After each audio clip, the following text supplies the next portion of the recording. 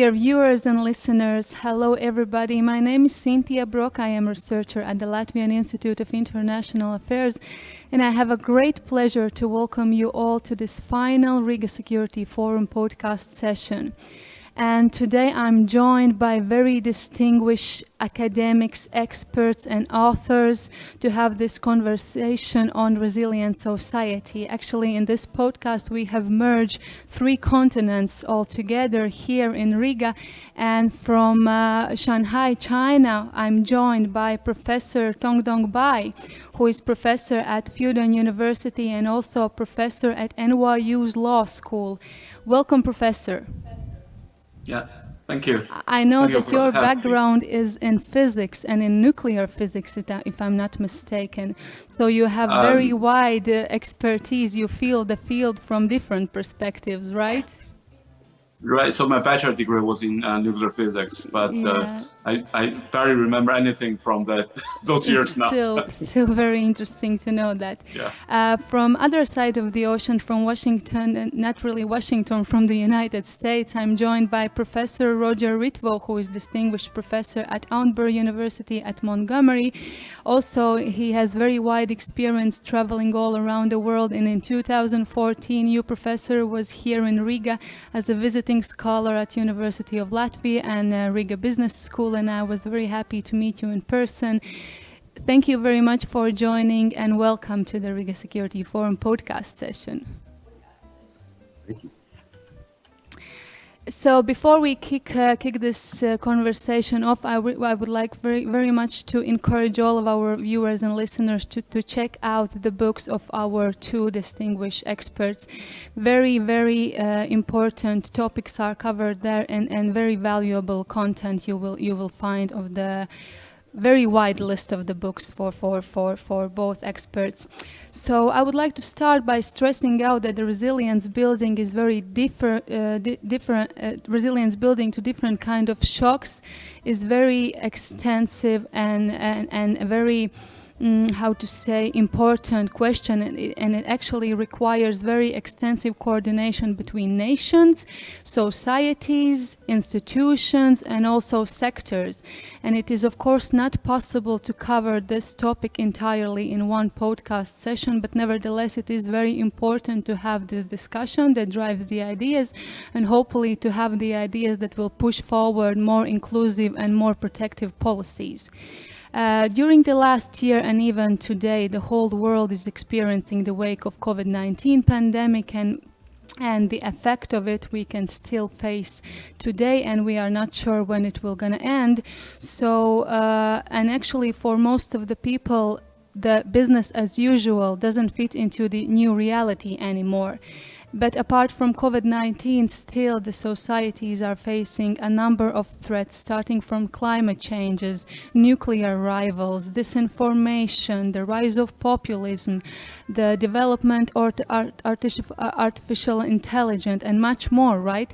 So I would like to start by asking you both, what are your thoughts about today, about the world we are living in, how you would describe the modern era and modern society from your regional perspective and globally.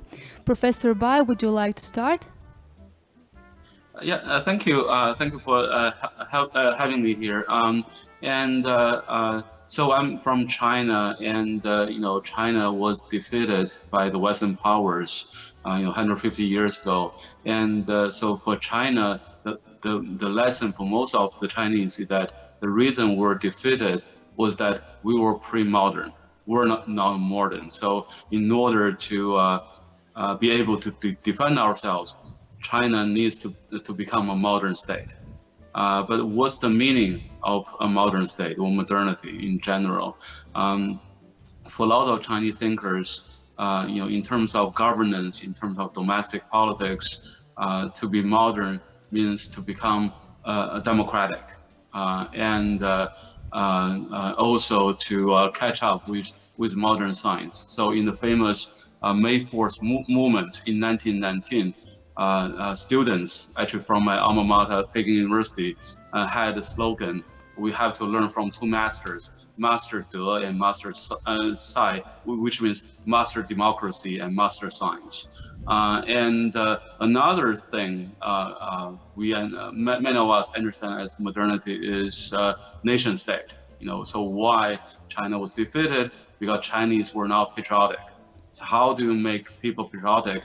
By turning the state into a nation state. One nation, one state. That's how you have a sense of love of your own country. And so I think that's the main theme throughout the recent Chinese history, and I think most of non-Western countries share this view as well. And after the collapse of the Soviet Union and actually the emergence of the Baltic states, Francis Fukuyama, the American a political theorist, famously claimed that history has already ended. His book title is the End of History, right? And which means that the search for the best regime, is ended. We don't need to search anymore liberal democracy and a nation state, and then the League of Nations. But I think now, as you already mentioned, we have seen more and more problems of both liberal democracy as a model of domestic governance and nation state, and the order that is built on nation state. Globally, domestically we have populism, the election of Trump. Of course, he was not re-elected, but still, the fact that he almost got re-elected, that's pretty scary. And the rise of right-wing politicians. I think that phenomena is almost universal, right? Throughout, especially Eastern Europe, and globally, I think the two great powers, the U.S. and China, don't seem to fulfill their duties, right? They're in conflict. So I think I think it's time for us to reflect on the issue: what is modernity? What is the ideal regime? Both in the domestic case and in the international framework. So I'll just stop here for now. Thank you very much. I would like to still go back a little bit to liberal democracy. I know that you have thought about that a lot, and you have spoken. And I saw one of your also presentation recently. We in the West, we have followed the liberal democracy very strongly, right? So, but still, with a lot of inequality growing over, also different crises in the background. Would you comment shortly what has happened to it? Why is it collapsed, or where do we started to have this problem with the structure in general? Okay, so just to promote myself a little bit, so in my recent book Against Political Equality, the Confucian Case, I think I argue that in a way, I think my starting point is that we often talk about liberal democracy as if it is one package, but we need to understand the liberal part and the democratic part are conceptually different, and in reality they are often in conflict, and I think the liberal part is probably the truly universal part. I mean, something universally desirable. I mean, throughout the pandemic, we see that cases can be reported in newspaper. When people have grievances, they can express themselves on the internet freely. I think that's very important. I think that's part of the reason the initial response was poor from certain country. I'm not going to name that country. And so I think the liberal part is good. Freedom of speech, rule of law, and I think the problem comes from the democratic part. And we see in the West, the democratic part, increasingly threatens the liberal part, right? Trump, condemned, challenge the rule of law, condemns, news media as fake news, right? I think the same thing, the president of Brazil, I think, Hungary, Poland, I think they're all doing the same thing. So in that sense, what I'm trying to do in my book, I think that's my answer to the question. One of the questions I raised is that maybe we should realize the conflict And if you really like liberty and rule of law, you should somehow put restrictions on the democratic part, one person, one vote part, in order to save free press, freedom of information, and rule of law. So that's a simple answer to your question. Thank you very much. It's great. Not so Professor simple. Ritvo, would you like to share your thoughts? Yeah, thank you. I just made the comment, not so simple. First of all, I must tell people that I am most honored to be part of this international program. I'm an educator, most of my career doing education and consulting. And basically, we often plant seeds with our students, but we don't often get to see the results. Sintija was a student in my class 6 years ago in Latvia, and with several other students, we actually co-authored a professional article. And so it is really kind of a joy, professionally and personally, for me to be on this panel, because clearly, Sintija, you have planted your roots and are on your way to completing your doctorate. This Zoom call is a world away from sharing a pizza with students after class when I was in Riga. And to be on this panel with you, Professor, is indeed an honor, and looking forward to continue hearing more of your remarks. You had asked us to comment briefly, which I will, about the world we live in and how we see it from here. And so I pulled out 6 things, none of which I think are going to surprise people. But the first really is COVID. And the fact that it's the worst pandemic in history. The United States and other countries had the highest number of deaths yesterday, seriously, yesterday, and the highest number of hospitalizations yesterday. So this thing is just totally going the wrong way. And I think evidence is what you said earlier, Sintija, about needing cooperation and finding ways to partner. What it has done is exacerbate and expose the deep divides and chasms on our planet, whether they be educational, income inequality, political, as we mentioned, regional, national. We've lost the sense of we, of a sense of that sense of community.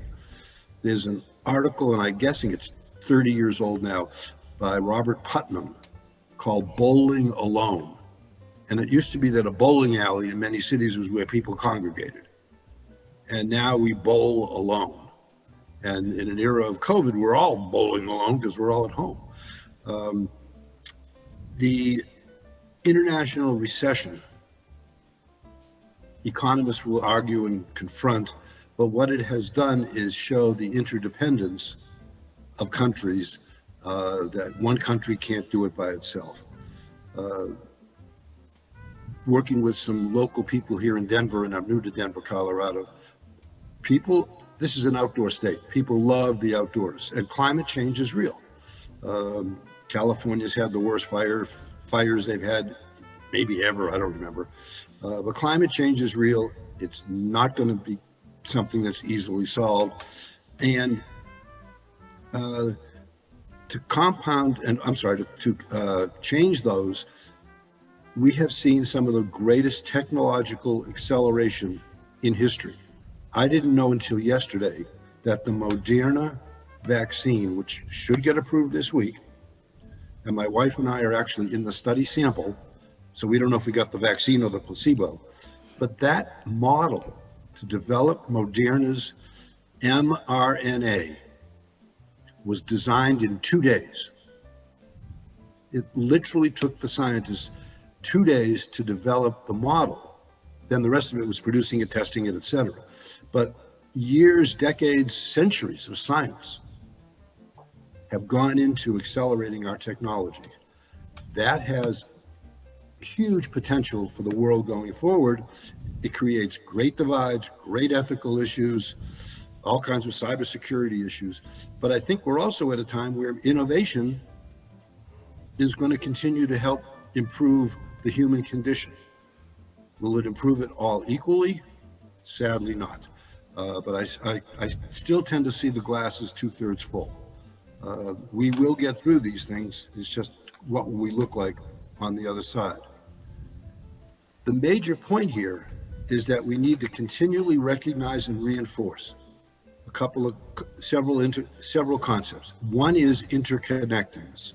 Just this Zoom call, and I don't know, 21, we're probably in 21 time zones between where we all are. We are interconnected.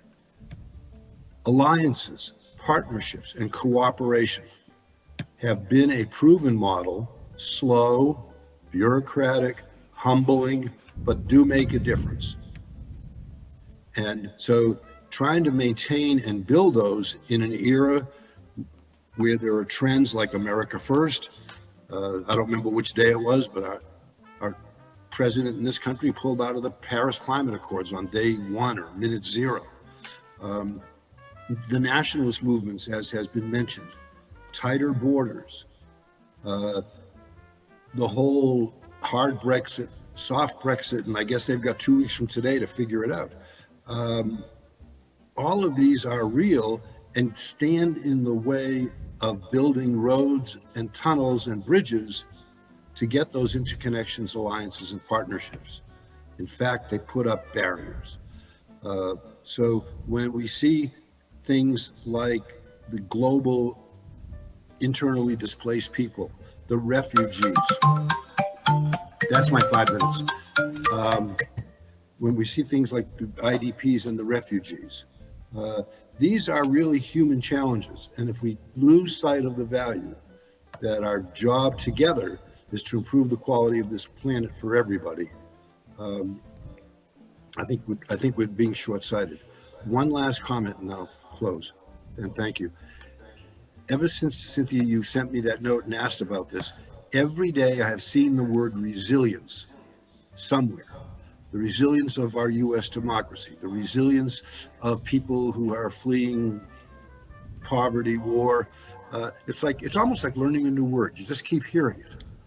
And so one of the things that I've been looking at and thinking about is the difference between agility and resilience. So we may get into that later. But that's an overview from here on some of the trends and I think some of the values that we need to not lose sight of. Thank you. Thank you very much. Great. Still, I would like to follow up. You mentioned technologies and innovations, and taking into account also your background in management. Would you like to comment the role of multinational institutions in our daily lives? As we know that there is very thin line between individual security and nation security, and still these huge organizations are in one way or another still managing our lives. How would you comment how it affects our resilience or how it affects our lives in modern era? These questions, for those of you who are listening, are not rehearsed. The large international, multinational, global organizations, one of the lessons that they are learning in the past, and I'm just going to say 25 years, 30, 35 years, is that corporate social responsibility pays off. That it is not just about making money, but it is also about meeting the needs of your stakeholders, finding ways to contribute. So they have huge impact, and the courts will be full of Facebook and Google and Amazon for our lifetimes with lawsuits. But many of these corporations are learning, have learned slowly, that they have an obligation back to their stakeholders. And the stakeholders are more than just the customers. It's noteworthy that this year, maybe last month, for the first time ever, every Fortune 500 company in the United States has at least one woman on its board. Now, I'm not saying that we should set off firecrackers and, celebrate victory and move on, but that is an indication that, that the world is slowly changing, slower than some would want, obviously me, should be faster, but they do have these responsibilities, and I think they are learning. I am astounded at some of the wealthy, the ultra wealthy, and how they have found ways to share their resources to those who are in need. And sometimes they can do it much faster than a government or a regional compact. And so I think they're learning that they have these responsibilities both in a country, in the Western world, in developing nations, and pressure needs to be put on to keep them. Thank you, great. I really agree that social responsibility is the key word in this, I think. But still, we as a society are very different, right? So let me ask you, what kind of effect do our extremely diverse identities, such as nation, race, ethnicity, even gender, have on our resilience and on our lives living in today? Professor Bai, would you like to take this one? Right. And just, going back to another issue I raised earlier, for non-Western countries, when they're trying to catch up, they learn one thing from Europe, which is nation state. They think the only path to modernity is nation state. But now we see the problem of nation state, right? Nation state, of course, there are different understandings of nation, but one dominant understanding for non-Westerners is nation means race. The Chinese nation, the Japanese, because we belong to one race, one bloodline, one big family, we are one nation. So I think one key issue in politics is how you bond citizens together to form a cohesive political entity. I think nation state, in my understanding, is just one answer, but actually one very problematic answer. I mean, the good side of this answer is that it's very, the bonding is, the glue is very intuitive. We look like each other, we have the same legendary, forefathers. That's why, we belong to one nation. So nation state, can be very kind to its own people, but outside of nation state, they're all strangers, and they're all potential enemies. And so we can do whatever we like to them. And now we see the result of nation states running the world, right? In that sense, I think globalization is a paradox, because globalization is led by nation states, but nation states, by definition, are not going to care about what other states have gone through, and so in that sense, we need to rethink that kind of a state identity, whether nation state is a proper form of sort of state identity. Then of course the Europeans learned it the hard way. So Europeans went through 2 world wars. Actually, the world wars were caused by European nation states, and also Japan, which was trying to become a Europe-style nation state. And now, so we have this more progressive left-wing movement that tries to say, maybe nation state is not good. We try to go beyond nation state, like the EU model, right? And actually, I saw when I was in Germany, I saw someone write on the bathroom wall, patriotism is totalitarianism. So any sense of love of country, that's bad, because that leads to wars. But now, in terms of diversity, all these different identities, I think, I lived in the U.S. for 14 years total, and I really appreciate the fact that, a foreigner could be accepted in this country, this sort of tolerance of diversity. I think that that's wonderful. However, I think the problem now is that, when you're trying to suppress any form of state identity, at the same time, these kind of progressive policies are trying to reinforce small group identities. I think that's a recipe for trouble, right? Because as a state, you don't have anything gluing all the people together.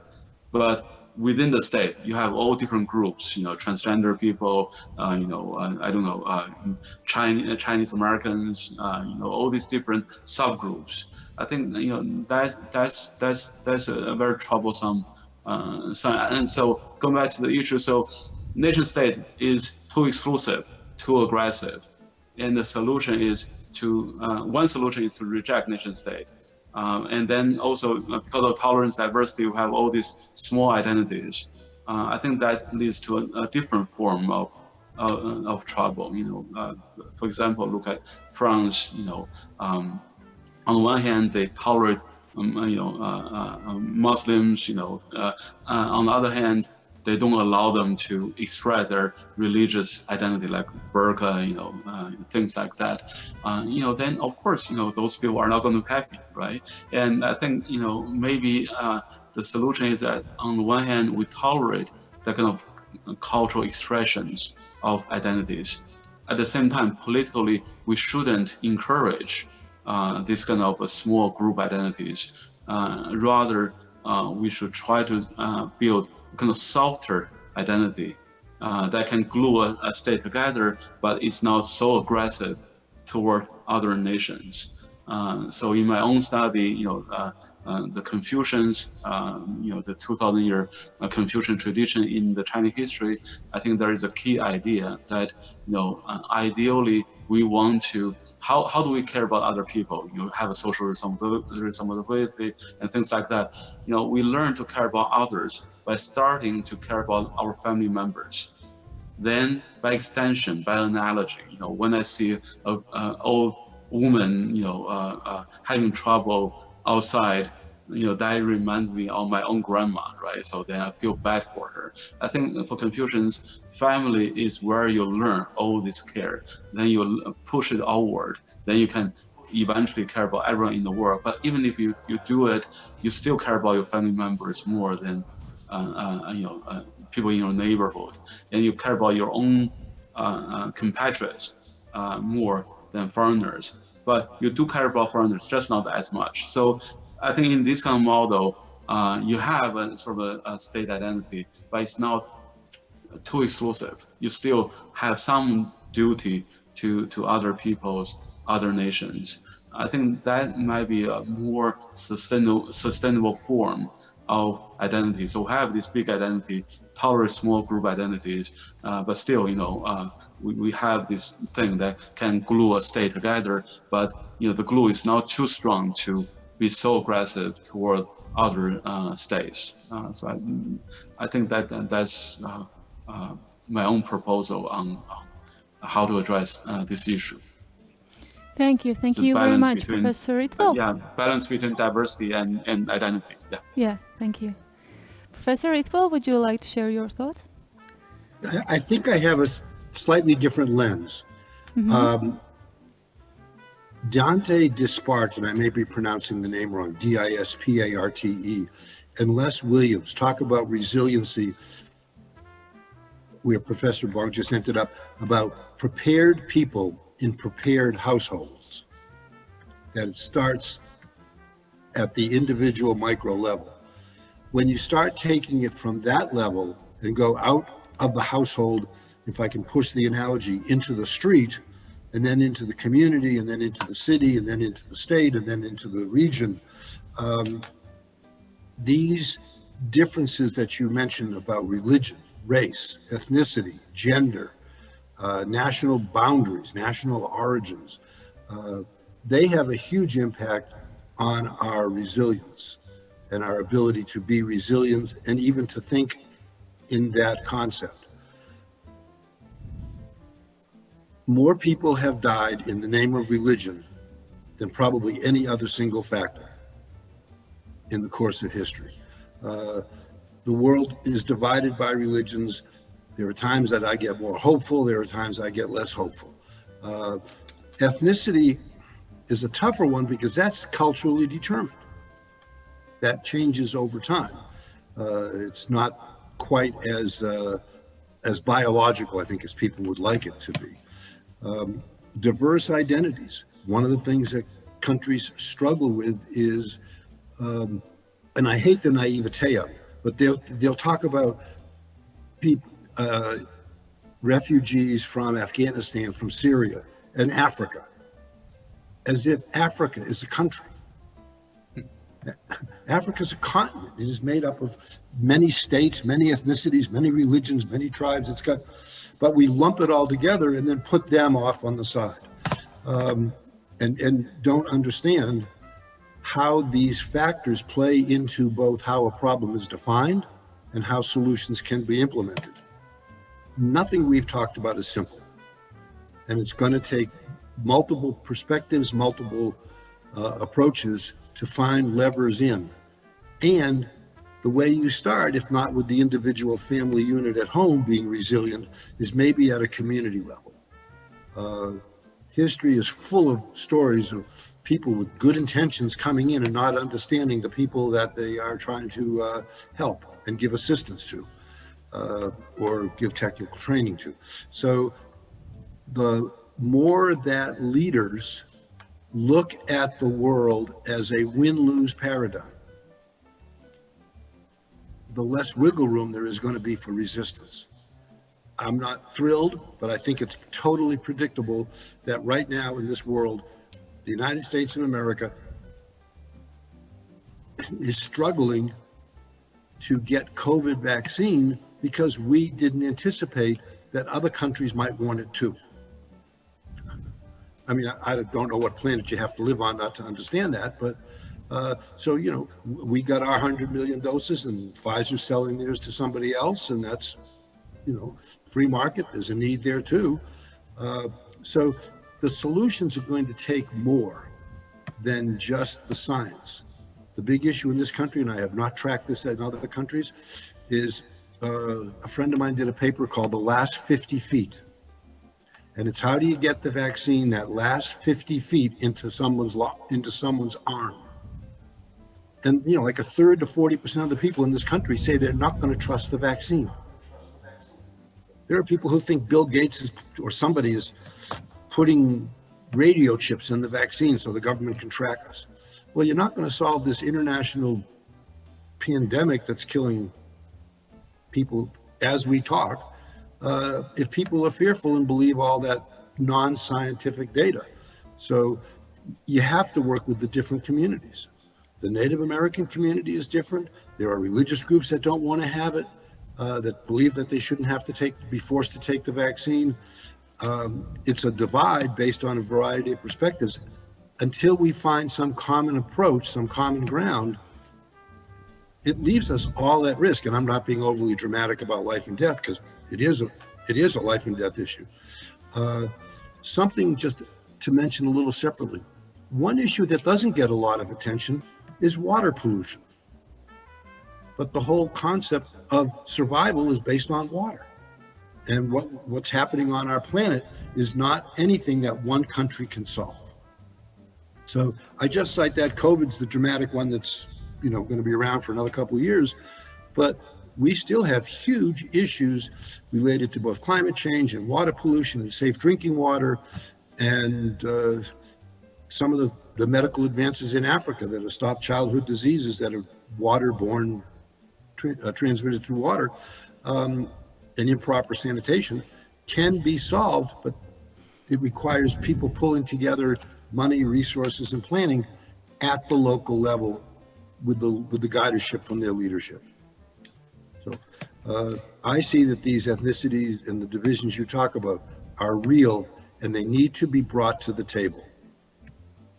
Thank you very much. When I was starting my career, there was a very famous social scientist, now passed away, named Ron Lippitt. And his comment was always, who else needs to be at the table?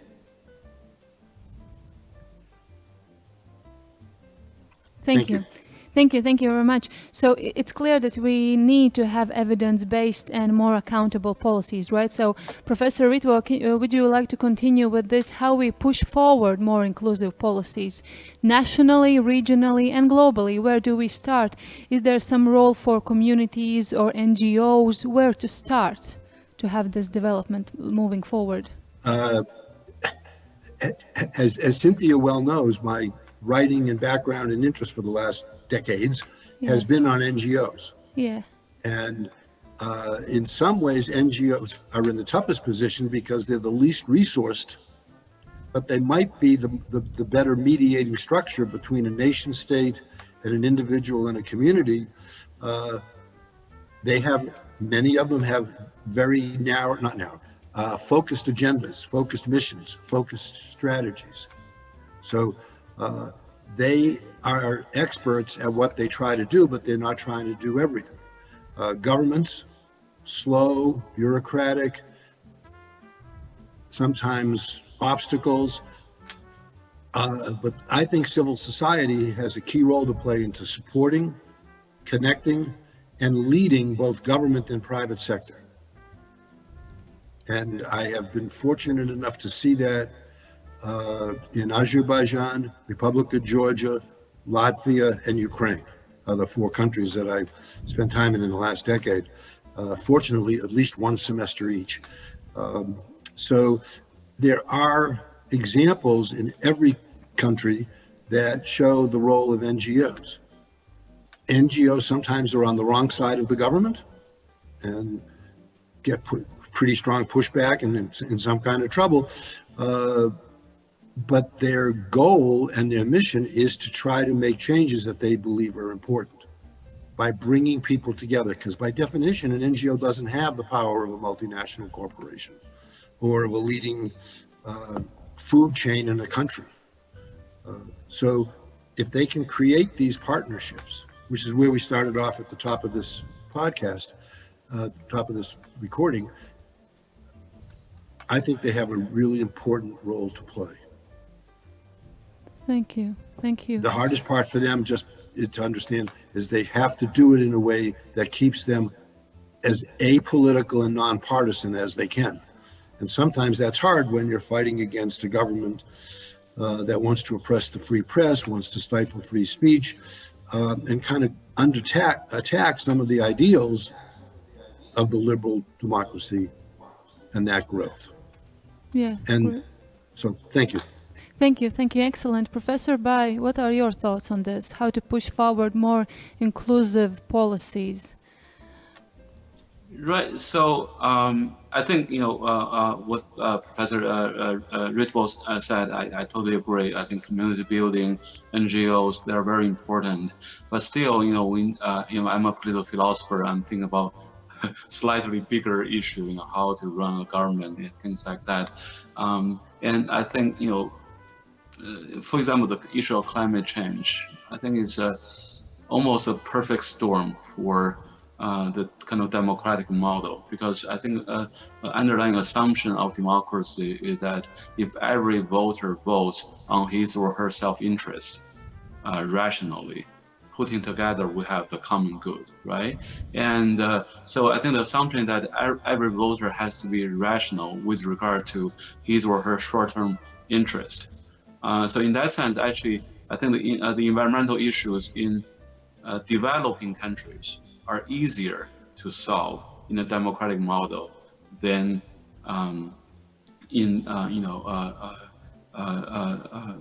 than the sort of general climate change issue, because for example, in China, the air is very polluted.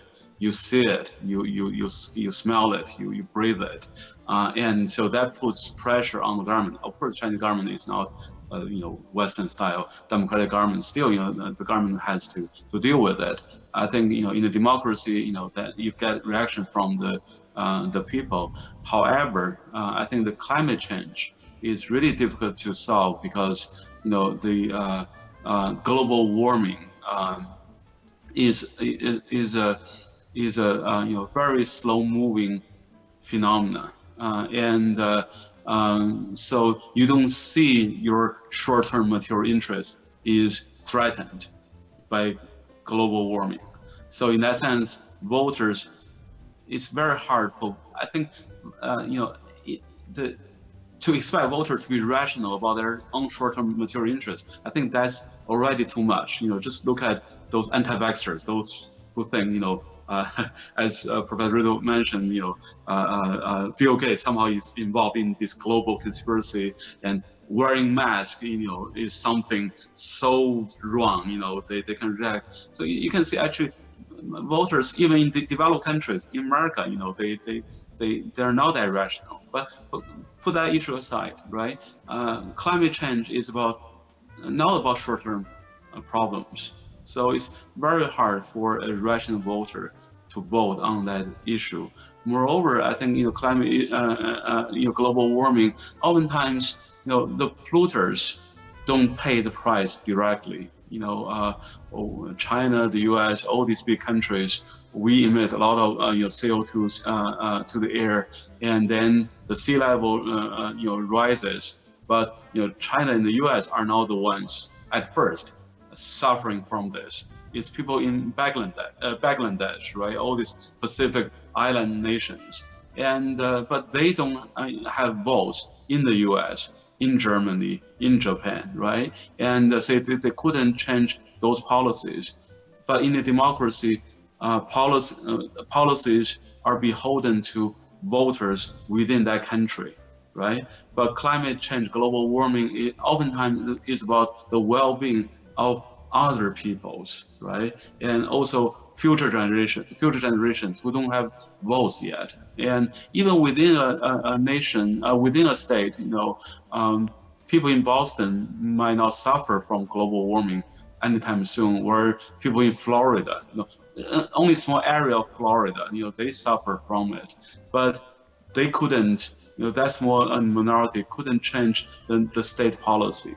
So I think, there we see a problem with this one person, one vote model. And so in that sense, I think maybe the solution is somehow if we can identify those who are compassionate and intellectually competent, we somehow give them more power to make policies. Just to give you one not so perfect example, I think there's a recent New York Times article where it said that a lot of the populist demands are not fulfilled by either President Trump or the people in the Congress. Rather is what Trump really ridiculed the eggheads, right?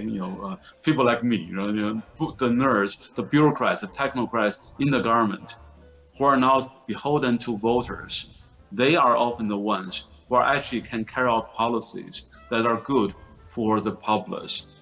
So, nowadays, I think there's a strong suspicion, especially in the US, about the so-called deep state, the bureaucracy. But maybe the deep state is the hope to save us from this kind of environmental disaster. So maybe we should give more legitimacy to that part of the government. Maybe actually in the legislature, if there are two parts of the legislature, two houses, maybe somehow if we can identify those competent and morally compassionate people, we somehow send them to the upper house, and then we have the popular house and the more I call it meritocratic house. We can balance them and make policies together. Maybe now we can have more data-based, science-based policies that truly serve the people, instead of people like Trump who just cater for people's instincts. But his policies are actually bad for the voters who support him. And also globally, we need collaboration, right? Because it's not an issue for one nation, one state. I think the pandemic is the same thing.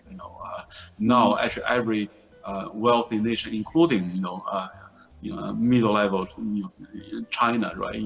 All these big, wealthy or powerful nations and states are buying out all the vaccines, but we need some kind of global collaborations, so in that sense, we need to find a better model for that instead of this, because the UN model, we have it, but it doesn't seem to work very well, because the UN doesn't have teeth.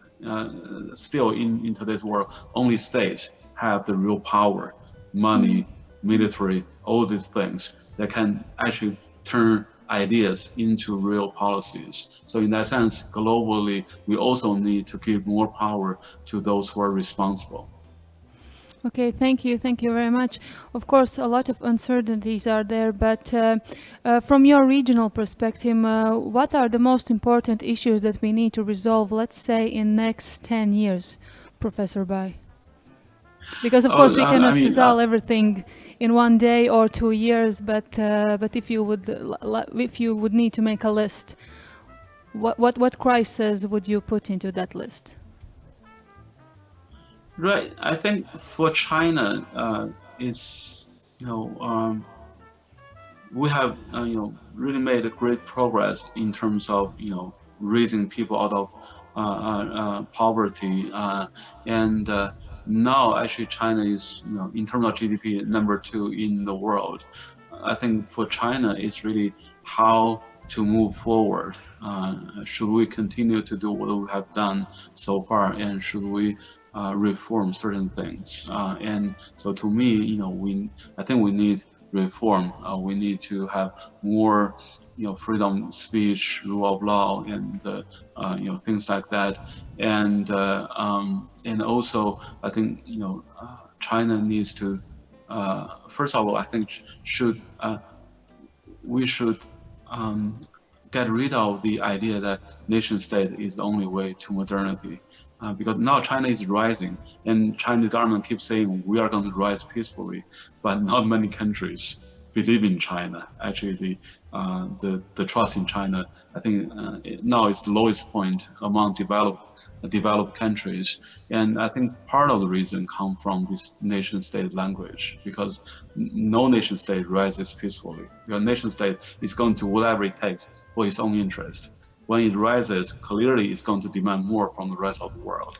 If the rest of the world doesn't, the rest of the world is also consisting of the nation state, it's not going to give it to the rising nation state, right? And then it means conflict and war. So unless we change our own language, I think no country believes, and no country should believe that China will rise peacefully. So we need to adopt a different framework. And also, I think, as Spider-Man says, with great power comes great responsibility, right? So now China is, one of the great powers. It needs to take more responsibilities. For example, like climate change, I think that's one pressing issue. And in terms of short-term issues, maybe we should also,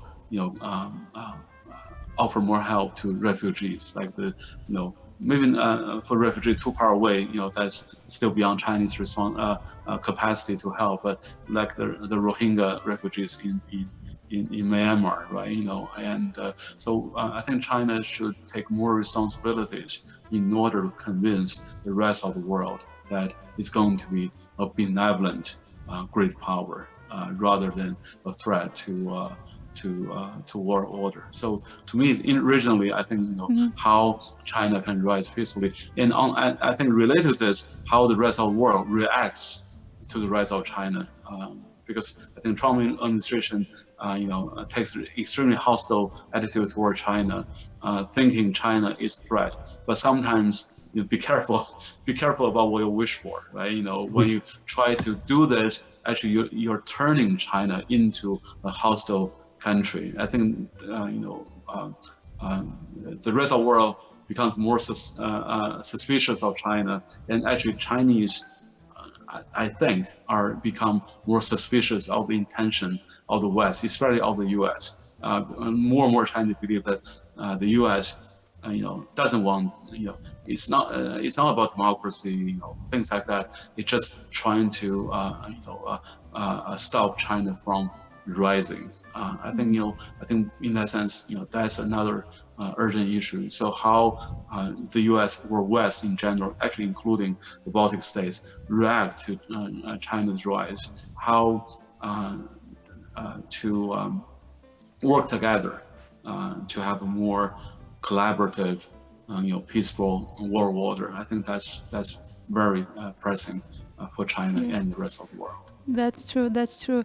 Our time is running out very quickly, I must say. But Professor Ritvo, still, I have to ask you about this. As you are based in United States, we in Latvia, we in our region in general, have been following the U.S. policies for years. U.S. have been encouraging us to adopt many useful policies in our daily basis, but with the last 4 years and Trump administration, of course, this image of the United States as the world's main police who can help us to resolve all those crises and crises that we have and are the crises that are actually hitting our resilience is downfalling. How would you comment, is it possible to the United States to regain the prestige and to be able to coordinate all these matters that we need to resolve?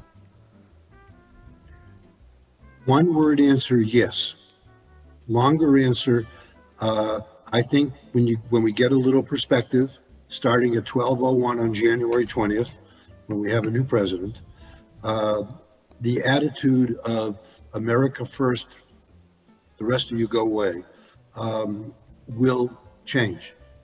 Biden's philosophy, and he may not have total control of the government, is that we are part of the world. Whether or not we should remain the world's policeman, or with that phrase you used, I'm about 20% done with President Obama's book. It's wonderful, but it's long.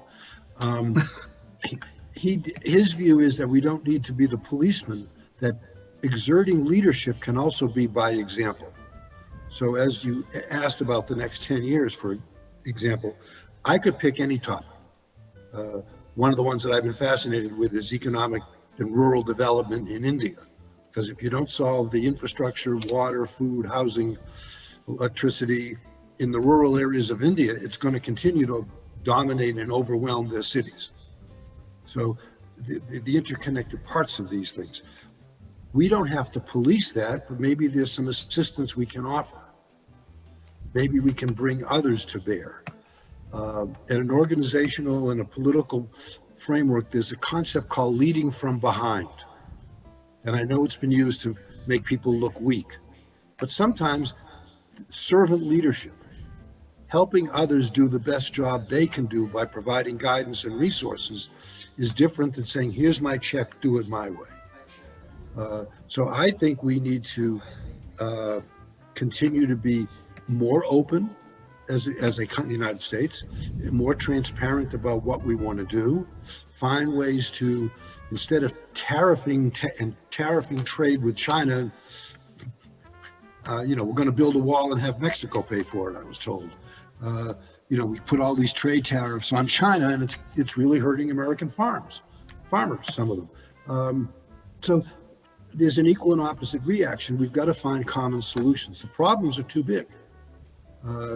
I regret that the standing of the United States, when I'm on calls with international colleagues, they say, can you tell me what's going on? And my honest answer is, I don't know.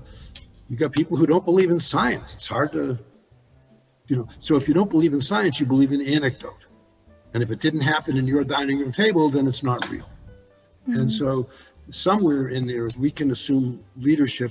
And the leadership that I think the United States has provided for centuries of our 200 and plus years has been to be open, democratic. We do some stupid things and we try to expose them and correct them. And so part of what the resilience is to have organizations that are resilient, have governments that are responsive. They can set the agenda so they're not reactive. But ask yourself, what kind of world do I want for my kids and my grandkids in 10 years? And I would like the world to look like this, look like that. And we may differ on specifics. But if we have a planning process that's inclusive, if we put resources to agreed upon or compromised or collaborative objectives and try to get some evidence-based results, we can make incremental improvements, and each one builds on the ones before. it's crazy that the United States and China can't get to work things out. It's crazy that even with Russia, and I don't know much about what's going on there. You are much closer to it in Latvia, obviously, and Ukraine, where I was too. But there are solutions that can bring people together because the problems are common. And even with all this going on, I think we just sent a couple of astronauts with cosmonauts up into space. So we do find ways to cooperate on things that are important, that we make important. So I look not specifically at the question you asked, which 3 issues, but we have an approach that is involving, engaging, collaborative, and when you make a commitment, you stand by it. I think one comment that you both made was that when President Trump came in, he just unilaterally broke alliances. He pulled out of this trade thing, he pulled out of Paris climate change, he screams at NATO allies. It's not, a presidency in the United States, a leader in any country, doesn't start on day one. They have a legacy, they've inherited something, they have a history, they have a tradition. Not every leader is going to be that way. Some leaders have been in power 30, 40, 50 years on this planet, and they tend to be autocratic. But their people are the ones who ultimately pay the consequence. So there are ways that you can get things done, some faster than others. Just on climate change, I just got to make this comment. There's been a lot of obvious misinformation about it, but climate change, the green environmental movement, has created actually now many, many more jobs than it has cost. The shift is not easy. For those who have lost their jobs in a coal mine, they're not going to turn out to be tomorrow's computer science. Their kids and grandkids might. So there is a short-term pain. But you could even argue that climate change is good for the planet and it's good for the economy. So I think there are ways that these things can be done. Patience, but responsibility. Thank you very much. So very shortly, what are your key findings from 2020 and what are your suggestions and wishes for whole humanity stepping into the next 2021? Professor Bai. Actually, just maybe just piggyback on what Professor Ritvo just said. I guess, on the one hand, I think we should be more inclusive. We should be able to listen to others. Actually, both Professor Ritvo and I have been Fulbright scholars, right? So I spent a Fulbright year in the U.S. and I think he spent in former Soviet Union. Former Soviet. Yeah, it's hard to do. Yeah, and I think it's a great program. It's a program for us to understand each other better. But Trump stopped that program. So we need to have more programs like that. I think in the EU there is program promoting that interstate intercultural exchanges. And I think China now is still holding on the deal with Obama, where China offers a lot of scholarship to American students to come to China. I think that's very important. I'm personally running a program, English-based program of Chinese philosophy, master program for foreign students. So we need more things like that. We need to be more inclusive. We need to set. To show some moral exemplarship, right? U.S. can withdraw from the Paris Accord, but if other nations keep doing it, then eventually, the Americans can be shamed into rejoining, right? When you have the right president, like President Biden. So I'm all for it, but at the same time, I think I hope another part of my hope is that I don't totally reject the idea of world peace. We still need benevolent world peace. So we need, the world leaders can do all the soft, inclusive, exemplarship part. But in spite of that, there are things we need to take more aggressive approach.